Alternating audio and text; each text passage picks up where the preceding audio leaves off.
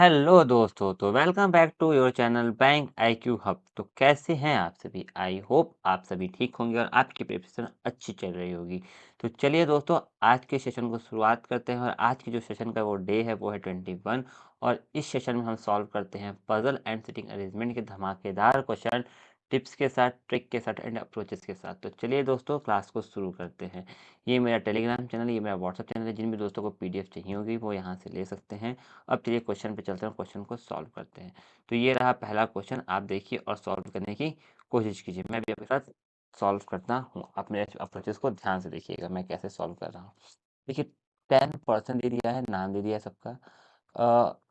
5 different month में, मार्च, जून, अगस्त, सितंबर and दिसंबर में on 2 different date पे काम कर रहे हैं। ठीक है, चलिए।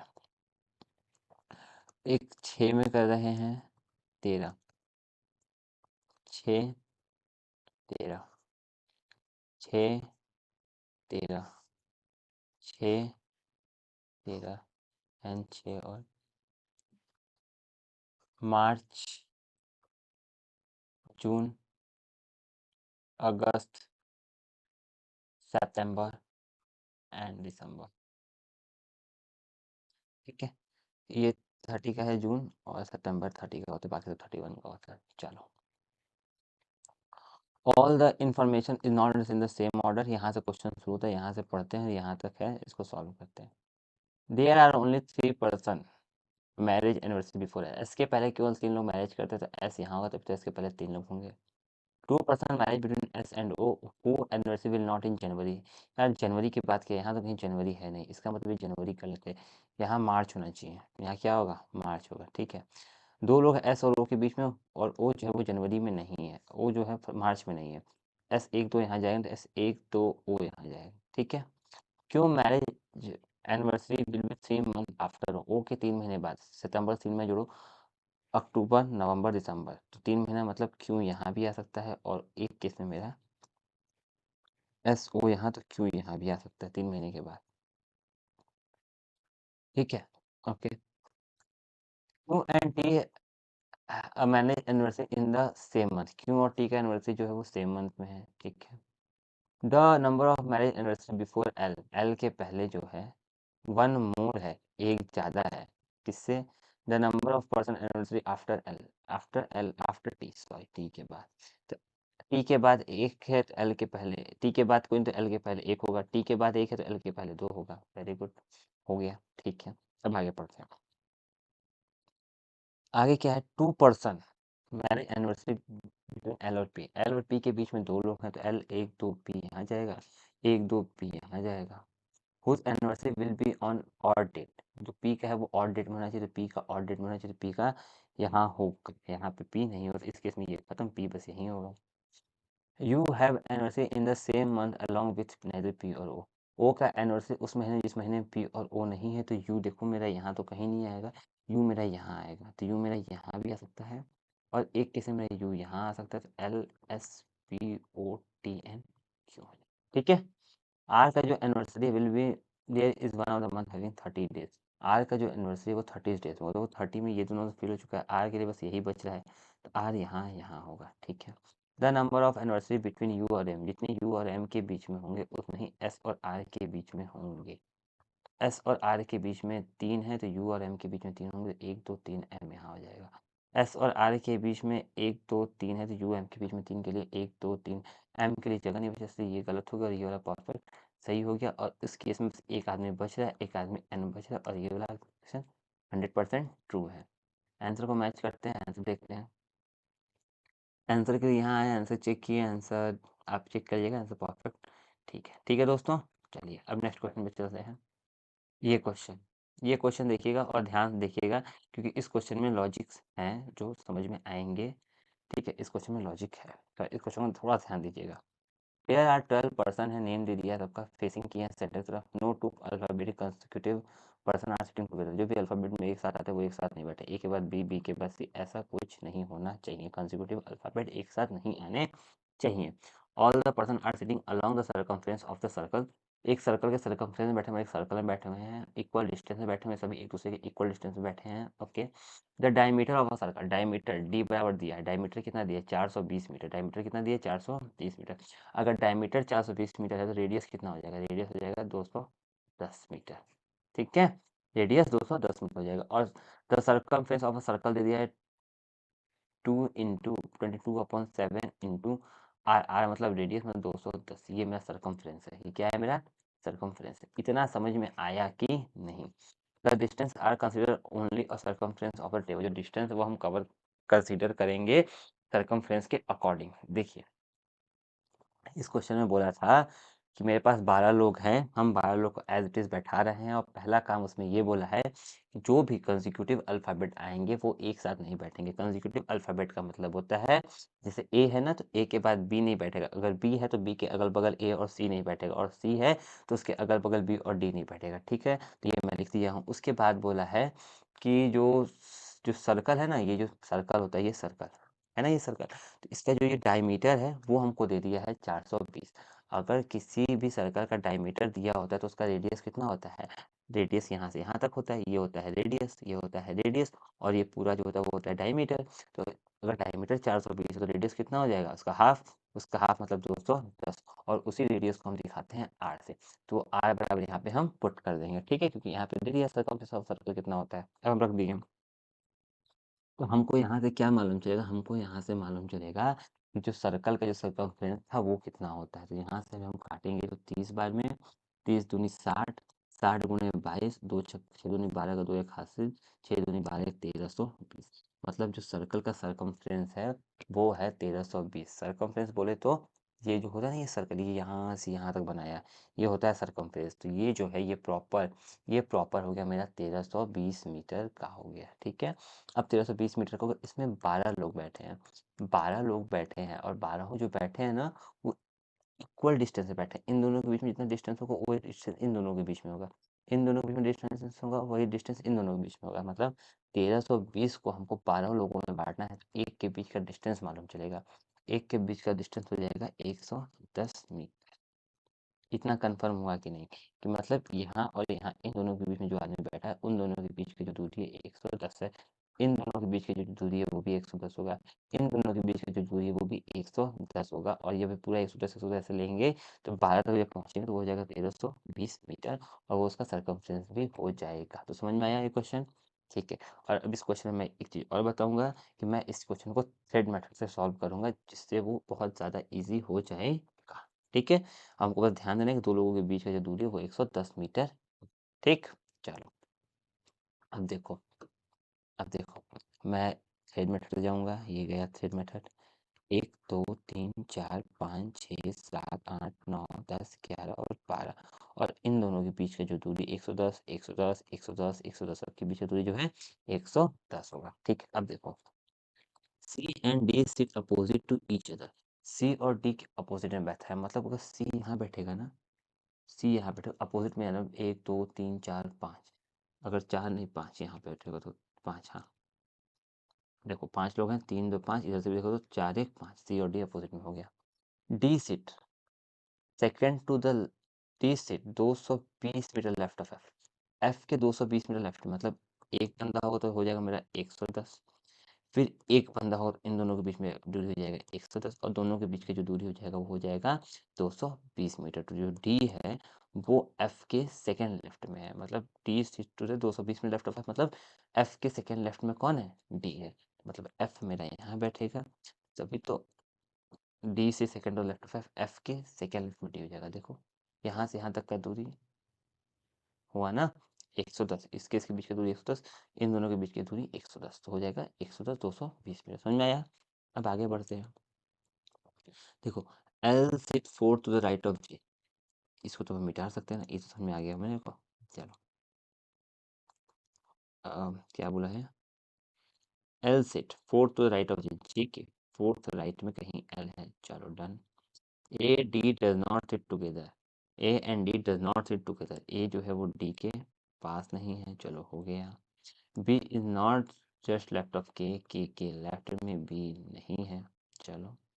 ए sit 220 metre away from H. 220 metre मतलब ए और एच के बीच में एक लोग, जैसे यहाँ भी 220 था तो एफ और डी के बीच में एक लोग था, तो उस तरह ए और एच के बीच में एक लोग आइदर लेफ्ट और राइट कहीं से भी हो सकता था। तो एक एच दे दिए हैं, चाहे इधर बैठे चाहे इधर बैठे हैं, ठीक है।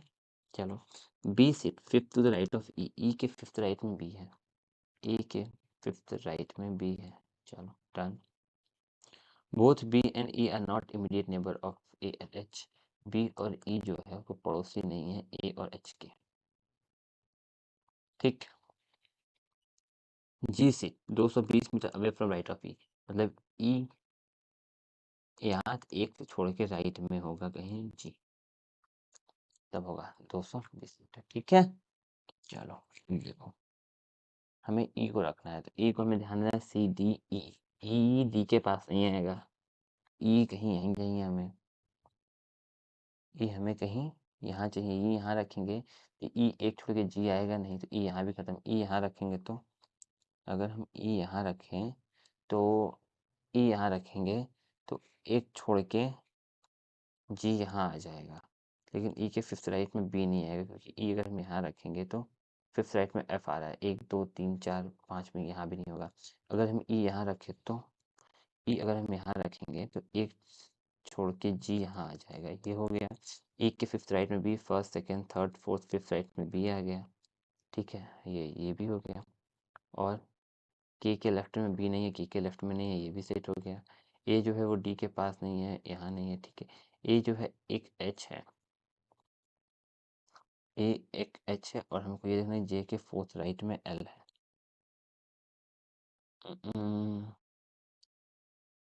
ए के फोर्थ जे के फोर्थ राइट में देखो, जे के फोर्थ राइट में एल है, जे के फोर्थ राइट में एल है।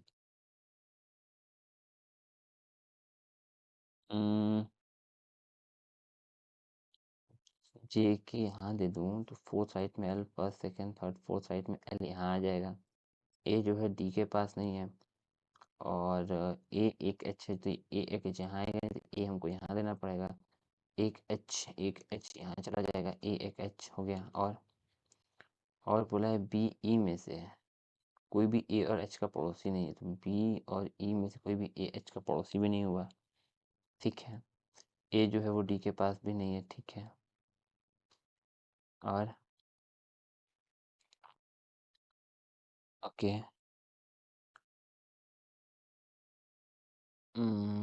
के एक सेकेंड, जे के फोर्थ साइड में एल चाहिए ना, जे के first second third fourth side में एल तो आ गया है, एल तो आ गया, ठीक है। ए जो है वो डी के पास नहीं है, ए एक जी ए डी के पास नहीं है, ए डी के पास भी नहीं है, ठीक है। के जो के लेफ्ट में बी नहीं है, तो के लेफ्ट में बी नहीं है। 3 4 5 6 7 8 9 10 11 12, ए एक H B E A H के पास नहीं है, तो B A E A H के पास नहीं है। हम्म, कुछ मिस हो रहा है क्या?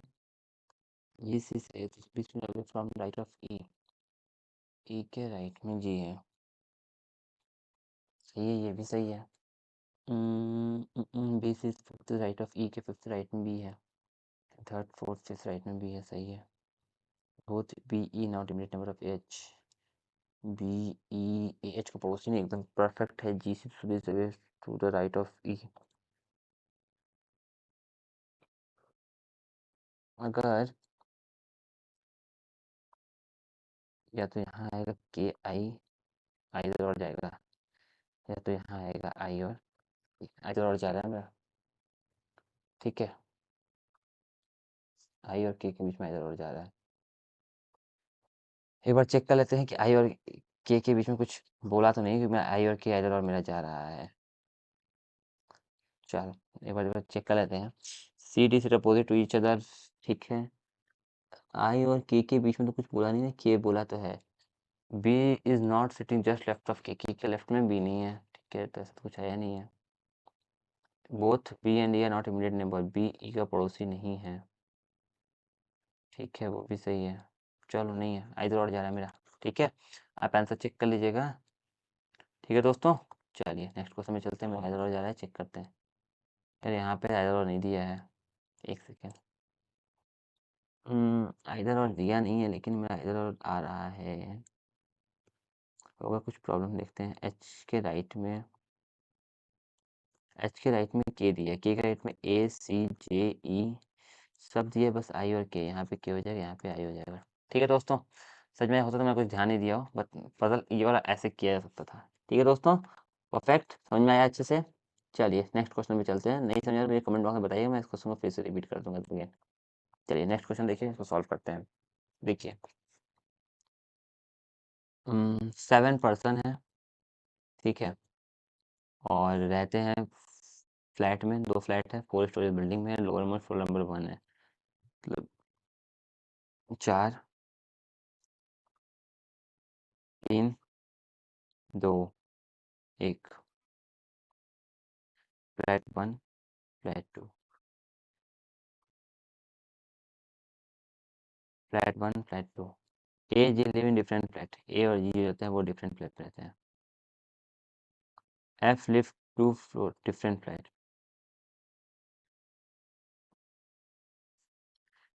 F live 2 floor below the one who live adjacent to D का जो भी एडजेसेंट फ्लोर है, मतलब डी कहीं यहाँ है, डी का एडजेसेंट फ्लोर ये है, तो एफ लिव 2 फ्लोर बिलो, उसके 2 फ्लोर बिलो एफ यहाँ भी हो सकता है, या डी यहाँ है, ये यहाँ है, तो इसके एडजेसेंट 2 फ्लोर बिलो यहाँ भी एफ हो सकता है। ठीक है, तो डी के तो डी ऐसे भी हो सकता है, और डी के साथ ये ऐसे भी हो सकता है। क्यों? क्योंकि F live 2 floor below, F 2 floor नीचे है किसके, the one who live adjacent to floor D, जो भी डी का फ्लोर का पड़ोसी है। ठीक है, चलो ठीक है। The vacant floor is north of G flat, G flat के नॉर्थ में वैकेंट है। ओके ओके ओके, जी के कहीं वैकेंट है ऊपर। ओके ठीक है, नॉर्थ में ऊपर, ठीक है, जिस फ्लैट में जी रहेगा उसके ऊपर वैकेंट है। ठीक है, बट नॉट ईस्ट ऑफ ए के ईस्ट में नहीं है, ए के ईस्ट में नहीं है वैकेंट। ठीक है,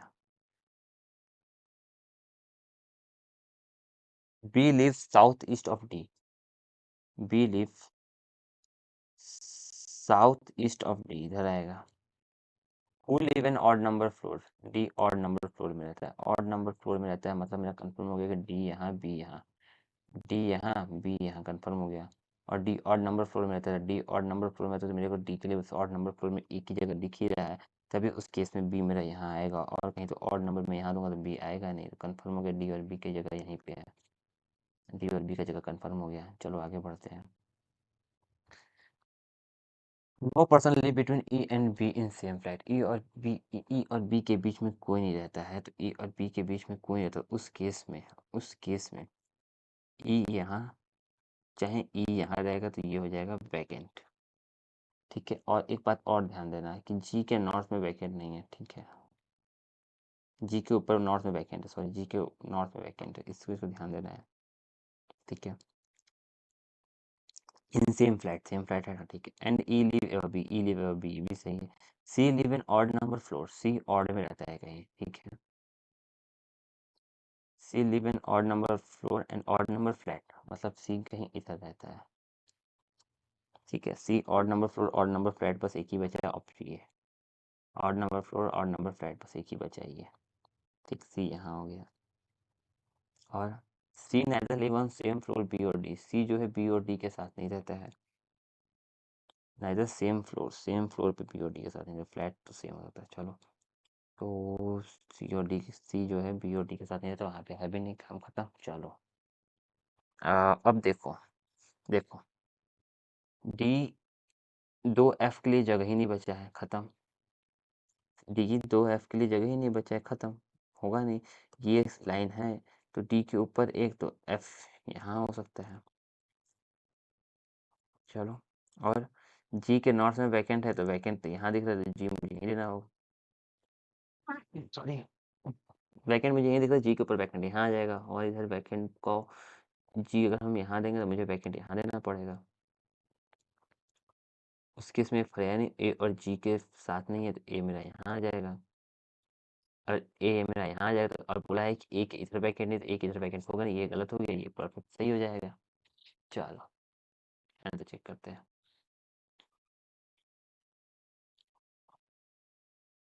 आंसर देखते हैं। ADFC E वैकेंट BNG एकदम परफेक्ट है। ठीक है दोस्तों, समझ में आया कैसे किया मैंने। चलिए नेक्स्ट क्वेश्चन में चलते हैं और इसको सॉल्व करते हैं। ये क्वेश्चन देखिए और सॉल्व करिए साथ में। 10 पर्सन रहते हैं 10 स्टोरेज बिल्डिंग में, button mode floor 1 above. Okay, 10, 9, 8, 7, 6, 5, 4, 3, 2, 1। ये लिव ऑन 4th फ्लोर। चलो, 3 person live between F1 who lives floor adjacent to the floor E। Okay, E का पड़ोसी ये भी है और E यहाँ, तो E का पड़ोसी ये भी है। तो 3 लोग रहते हैं E और E के पड़ोसी के बीच में। 1 2 3 F उस केस में यहाँ जाएगा, तो 1 2 3 F उस केस में यहाँ जाएगा। ठीक है दोस्तों, समझ में आया। बोला है 3 लोग रहते हैं, ठीक है, 3 लोग रहते हैं E और E के, 3 रहते हैं F और E के पड़ोसी के बीच में। E का पड़ोसी यहाँ, उस केस में 3 लोग के साथ नहीं यहाँ। E का पड़ोसी है, उस केस में 3 लोग के साथ F यहाँ हो गया। ठीक है, the number of person live above F। F के ऊपर X, I के नीचे X+1 हो जाएगा। The number of person live above F1 कम है the number of person live below I। F के ऊपर 1 लोग तो I के नीचे 2 लोग। F के ऊपर 3 लोग तो I के नीचे 4 लोग। 1 2 3 4 I यहाँ हो जाएगा। A live immediate above J। A live immediate above J who does not live in odd number floor। ये odd number floor पे नहीं रहता है, इवन नंबर पे रहता है। तो इवन नंबर पे रहने के लिए मुझे जे ए यहाँ नहीं दिख रहा है, तो जे ए मुझे यहाँ दिखा, जे ए यहाँ दिख रहा है और इवन पे चाहिए ना। जे ए यहाँ दिख रहा है और ऊपर भी मुझे जे ए दिख रहा है। इस केस में मुझे जे ए यहाँ भी दिख रहा है। FIEANG। चलो, D does not live in even number floor. D even पे नहीं है तो डी भी ऑड पे होगा। C live above G। C live above G but not above B। but not above B। B के नीचे रहेगा। G does not live in odd number floor। G भी इवन नंबर पे रहता है। I live above H। I live above H but not above D।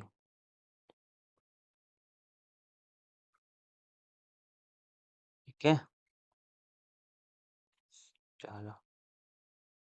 Who live below 7th floor।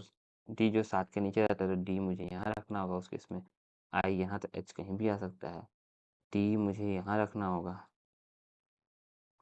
ठीक है, D मुझे यहाँ रखना होगा, D मुझे यहाँ रखना होगा। IH ये हो गया। डी ऑड नंबर रहेगा, तो ये इवन में बना गया, तो ये तो पक्का खत्म, यही बचा बस। और BCG डी ऑड नंबर पे आ गया ना। जी इवन पे चाहिए, तो जी इवन पे लिए मुझे जी के ऊपर सी और बी देना होगा। जी मुझे इवन पे ही देना होगा। जी के ऊपर सी और बी यहाँ हो जाएगा, उसके इसमें एच यहाँ हो जाएगा। और इस तरीके से मेरा ये वाला पजल भी सॉल्व हो जाएगा। और अब हम चलेंगे सीधे आंसर को मैच करने के लिए। ठीक है दोस्तों, समझ में आया परफेक्ट इसी तरीके से। चलिए अब आंसर देखते हैं, चेक करते हैं आंसर। देखिए,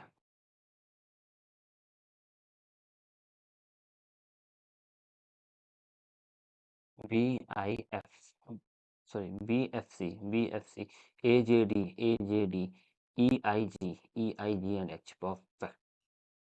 ठीक है दोस्तों, समझ में आया, बढ़िया।